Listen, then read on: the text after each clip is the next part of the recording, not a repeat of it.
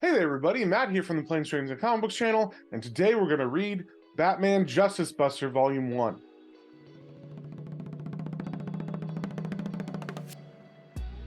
But before we get into that, if you guys wouldn't mind sharing, subscribing, commenting, it really helps me out and lets me know what you guys want to see more of. So, with that being said, let's get straight into it.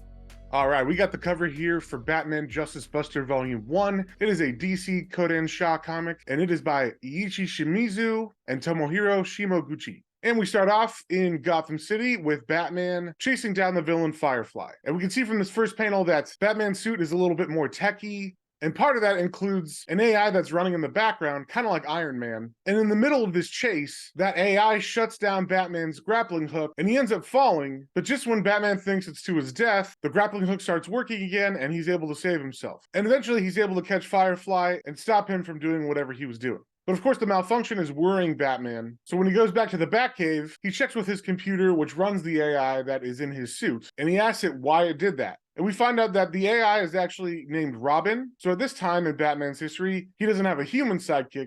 He has an AI that he's named Robin. And basically the AI tells him that what it did by shutting off his grappling hook was actually calculated, because where he was going to use the grappling hook, it would have failed and he would have fallen to his death. At least that's statistically what it thought. So it made the call to turn it off so Batman couldn't use it, and then when he needed it again, he turned it back on just in time. And of course, Batman doesn't like that, but before he has time to really think about it and figure out a solution, he gets another call from the bat signal, so he goes out on the streets again. And in this night of fighting crime, he stops by the Penguin's hideout because something about the Firefly chase didn't make sense. It seemed like Firefly had been hired by someone, so he's trying to find out who would do that. But Penguin isn't talking, so he ties him up to be arrested because Penguin was definitely doing some shady stuff when Batman got here. So as Batman leaves, all of a sudden, he's approached by Killer Croc, who's just waiting outside for him like he knew he was going to be there. And that's where I'm going to stop it. I don't want to spoil anything else. So I picked this manga up because I thought it looked pretty cool. On Free Comic Book Day, they gave a sampler of the 3 mangas they were putting out,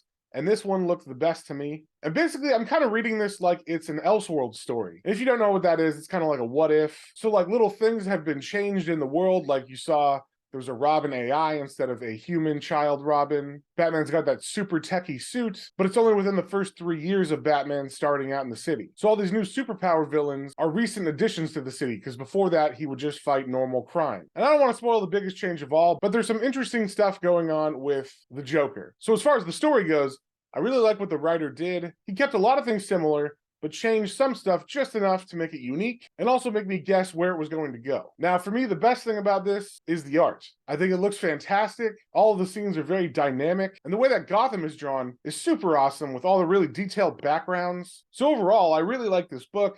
If you've never read a manga and you're really into Batman, this might be a fun way to dip your toe into that format. It is read from back to front, so you will have to get used to that, but it's pretty easy once you get used to it. So I'm going to give this book a 4 out of 5. I had a blast reading it, and I'm definitely going to pick up the second volume. And also, I should say, if you're a manga reader that's never read Batman, this would be a good foray into Batman, because it touches on a lot of the stuff that you might know just through pop culture, so it will still seem familiar, but you definitely get an original take on some of the Batman tropes. So if you saw anything you like, definitely go pick that up at your local comic book store, and we will see y'all in the next one.